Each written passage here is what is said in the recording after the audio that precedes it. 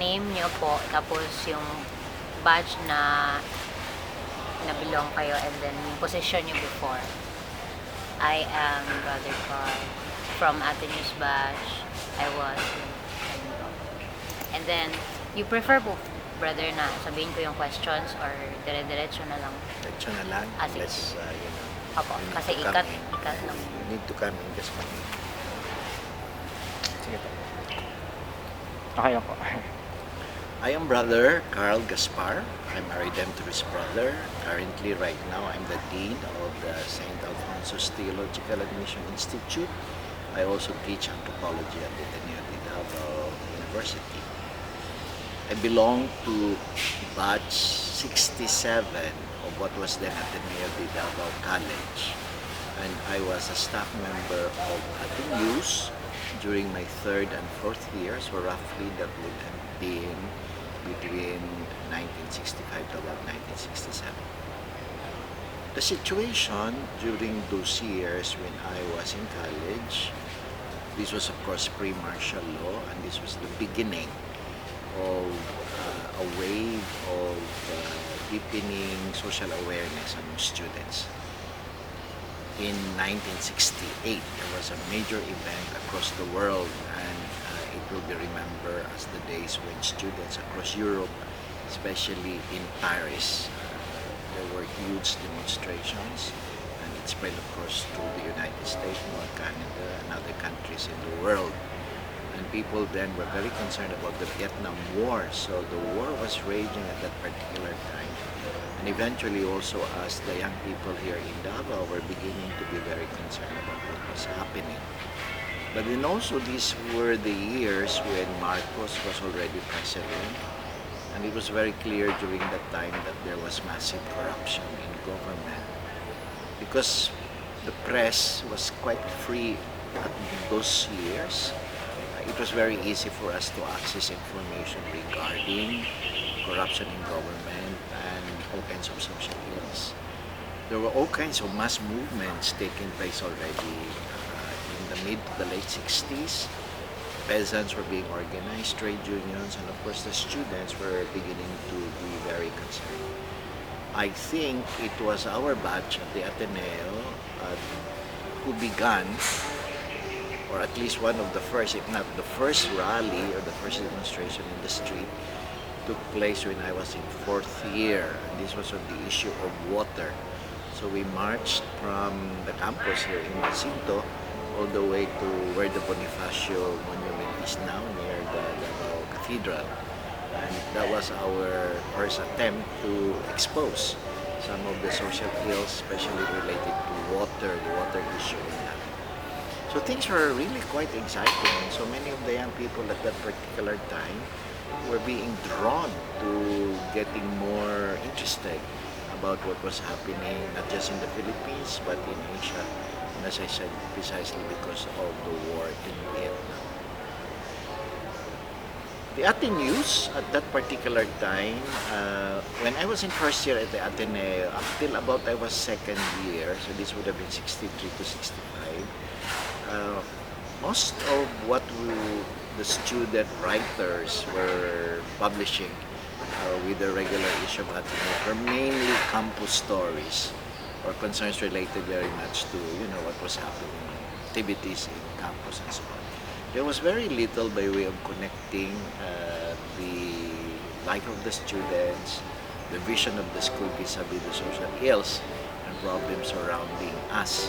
But when we began about the 3rd up to when I was in 4th year, Father Weeman, who was then our advisor, and Jess Dureza was our editor-in-chief, we began to already explore stories outside the campus.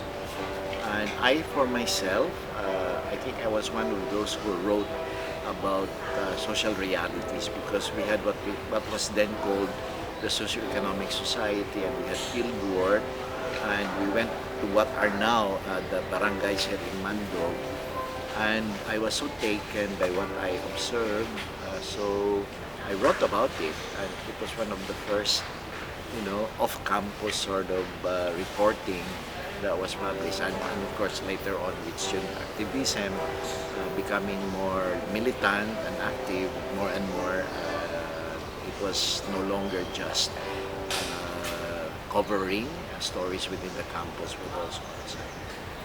So for those who are currently students writing, editing for Atenews, I'm really very happy at this possibility of this grad reunion. I'm very sorry I cannot join it, but it always is a source of pride for those of us who were in the college in the 60s to know that, that student publication continue to be regularly published.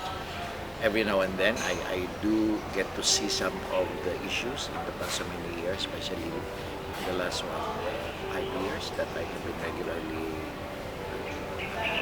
regularly teaching at the Atenews. So you pick up on some of the copies, and I'm really very glad that the quality of the paper has remained what it is.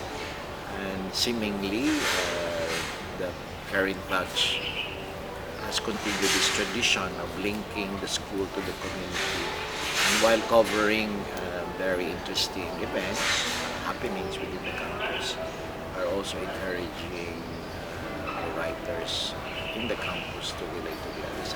I've also seen copies of literary issues, and this is also very good because from way back we've always been encouraged to write poetry and short essays and poems, so I hope this continues. Today at the Ateneo, I am sure the student body, the faculty, the staff are very interested in what is arising in terms of the political landscape, because there are already names that are coming out to run for presidency, and the vice presidency is getting quite hot, especially with the entry of our own mayor, Digong Duterte, into the race. And over and beyond this, of course, there are all kinds of social ills that continue to confront us. Of course, corruption is still there. And added to it now, which was not there during the 60s, is this whole question of ecological devastation and the ensuing disaster that have taken place because of this. So I know for a fact that Father Joel Tambora, many departments inside the campus and student groups have shown a number of interest in these particular social and ecological fields. So I hope that even as Atenews writers and editors will continue to explore all these particular stories to make the general student body be aware of what is happening and beyond the discussions in the classrooms. It is my hope, naturally, and this is my own advocacy, that we continue as an academic institution to engage society, especially the Davao region where we are connected. Because certainly our social ills, our ecological problems continue to create all kinds of poverty, income inequality, ecological devastation, corruption, and all of this. And one of the antidote towards making sure that there is some transformation taking place in our society is always the role of civil society institutions, and certainly Ateneo de Davao has the resources and the capability to be able to play that role. So I really hope and pray we get into it as much as we can. Thank you. Thank you.